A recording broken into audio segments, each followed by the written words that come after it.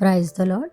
ప్రియమైన సహోదరులందరికీ mirror of Christ తరపు నుంచి శుభాలు. ప్రియమైనటువంటి వాళ్ళారా, మీరందరూ బాగున్నారని విశ్వసిస్తూ ఉన్నాం.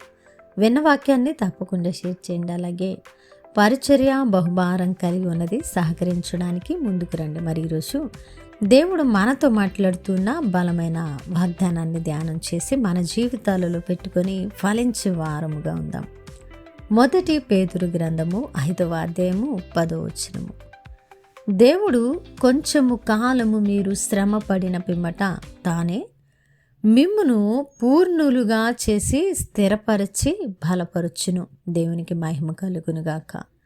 ప్రియ సహోదరుడా, దేవుడు ఈరోజు మనతో మాట్లాడుతున్న బలమైనటువంటి వాగ్దానం ఇది. మరి ఒకవేళ 2024 నుంచి నీ యొక్క శ్రమలు, నీ యొక్క కష్టాలు, ఇరుకులు, ఇబ్బందులు మారలేదని దిక్కుతోచక దేవుని వాగ్దానాలు పట్టుకున్న నా యొక్క శ్రమ ఇంకా శ్రమగానే మిగిలి ఉన్నది అనేటువంటి తలంపుల్లో నీ ఆలోచనలు ఉండి నువ్వు భయపడుతూ, నువ్వు దుఃఖపడుతూ, నువ్వు వేదన పడుతూ ఉంటే నిన్నెరిగిన దేవుడు నీతో మాట్లాడుతున్న బలమైన మాట ఏంటంటే, ప్రియమైన బిడ్డ, కొంచెము కాలము మీరు శ్రమ పడిన పిమ్మట తానే మిమ్మును పూర్ణులుగా చేసి స్థిరపరిచి బలపరుచును అని భక్తుడు రాసిన మాట ద్వారా మనతో మాట్లాడుతూ ఉన్నారండి. అయితే ఈరోజు నీ శ్రమ కొంచెము కాలము మాత్రమే.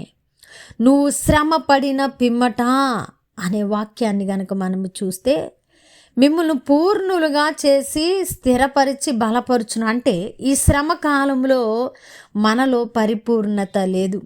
ఈ శ్రమ కాలంలో మనలో స్థిరమైనటువంటి మనస్సు లేదు, స్థిరమైన పరిస్థితులు లేవు. ఈ శ్రమ కాలంలో మనలో బలహీనతలు ఉంటాయని లేఖనాలు చెప్పకనే చెబుతూ ఉన్నట్లు ఈరోజు లోతైన మాట దేవుడు మనకు తెలియపరుస్తున్నారు. శ్రమకాలంలో కృంగిపోవడం సహజమే, శ్రమకాలంలో పరిపూర్ణత లేకపోవడము సహజమే, శ్రమకాలంలో అస్థిరంగా ఉండడము సహజమే, శ్రమకాలంలో బలహీన పరచబడటము సహజమే. కాబట్టి అదెరిగిన దేవుడు మీరు కొంచెము కాలము శ్రమ పడిన పిమ్మట తానే మిమ్మల్ని పూర్ణులుగా చేసి, అంటే ఆ శ్రమలో దేవుడు కొన్ని పాఠాలు నేర్పించి, ఆ శ్రమలో మనల్ని చక్కగా పుటము వేసి, ఆ శ్రమలో మనల్ని చక్కగా ఒక మంచి శిల్పిలాగా మనకు ఒక రూపం వచ్చినట్లు నిర్మించి ఆయన ఏం చేస్తారట, పరిపూర్ణులుగా చేస్తారట. ప్రతి విషయంలో కూడా స్థిరపరుస్తారట, బలం ఇస్తారట. మనము రెండింతల బలంతో కొనసాగడానికి ఆయన ఉన్నతమైన కృపను మన మీద కుమ్మరిస్తానని ఈరోజు మాట్లాడుతున్నారు. అయితే ప్రియమైన దేవుని బిడ్డ, అదే వాక్య భాగంలో పైన మాటను మనం చూస్తే, తన నిత్య మహిమకు క్రీస్తునందు మిమ్మను పిలిచిన సర్వకృపానిధియగు దేవుడు అనే మాటను చూస్తున్నాం. అయితే నిత్య మహిమకు క్రీస్తునందు మిమ్మును పిలిచిన, అయితే మనల్ని ఎందుకునండి దేవుడు పిలిచాడంటే ఈ లోకపరమైన అవసరాలను తీర్చడానికి కాదు. కానీ ప్రియ దేవుని బిడ్డ, తన నిత్య మహిమకు క్రీస్తునందు మిమ్మును పిలిచిన సర్వకృపానిధియగు దేవుడు.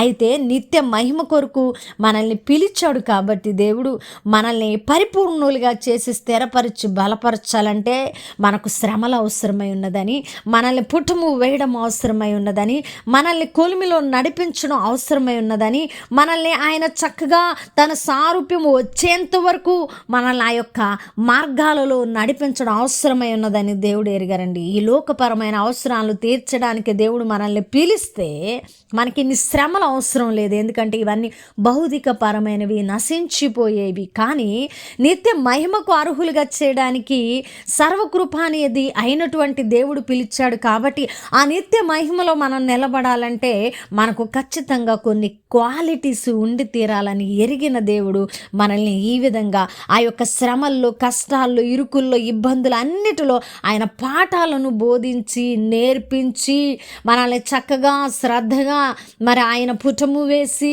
ఆ శిల్పిలాగా మనకు ఒక రూపాన్ని ఇచ్చి మనల్ని ఆయనే పరిపూర్ణులుగా చేసి ఆయనే మనల్ని స్థిరపరిచి బలపరుస్తారట. మరి అందుకు నువ్వు సిద్ధమా ప్రియదేవుని బిడ్డ? నువ్వు సిద్ధమైతే దేవుడు తన ప్రాసెస్ను మొదలుపెట్టి నీ యందు కొంతకాలము శ్రమ ఉండునట్లు నియమించి నిన్ను ఉన్నతమైన శిఖరాలను ఎక్కించడానికి సిద్ధంగా ఉన్నారు. ఆ శ్రమను తట్టుకోవడానికి నువ్వు సవాళ్ళను ఎదుర్కోవాలి. ఆ శ్రమను తట్టుకోవడానికి నువ్వు సిద్ధంగా ఉండాలి. దేవునితో కలిసి అడుగులు వేయాలి. దేవుడి మాటలను దీవించునుగాక. వినవాక్యం ఫలింపు కొరకు ప్రార్థన. పరిశుద్ధుడా, గొప్ప దేవుడా, మీ బంగారు పాదాలు కొందనాలు. ఉన్నతమైన వాగ్దానం ద్వారా మాతో మాట్లాడారు ప్రభా. అయ్యా, కొంతకాలంలో ప్రభా మా శ్రమలు విడిచి మేము ఉన్నతమైన శిఖరాలను అధిరోహించ అయా, కొంతకాలము మా శ్రమను ప్రభా మేము తట్టుకొని తాలుకొని నిలిస్తే తర్వాత మమ్మల్ని పూర్ణులుగా చేసి స్థిరపరిచి బలపరుస్తానని వాగ్దానం చేశారు. ఈరోజు శ్రమలో ఉండి, అవును కదా నా శ్రమ కొంతకాలమే, నా దేవుడు తద్వారా నాకు ఉన్నతమైన దీవెన ఇవ్వబోతున్నారని, ఆశీర్వాదం ఇవ్వబోతున్నారని, నిలబెట్టబోతున్నారని, బలపరచబోతున్నారని ఎవరు నమ్మారు వారి పట్ల వాగ్దానాన్ని నెరవేర్చండి. అయా, చేసిన ప్రార్థనకు దీవెనిచ్చారని నమ్మితే ప్రార్థన నజరేయుడైన యేసుక్రీస్తు నామమున సమర్పించి అడిగి వేడుకుంటున్నాం తండ్రి. ఆమేన్. ప్రియమైన దేవుని బిడ్డలారా, వినవాక్యాన్ని తప్పకుండా షేర్ చేయండి, పరిచర్యకు సహకరించండి. దేవుని చిత్తమైతే మరలా కలుసుకుందాం. దేవుడు దీవించునుగాక. ఆమేన్.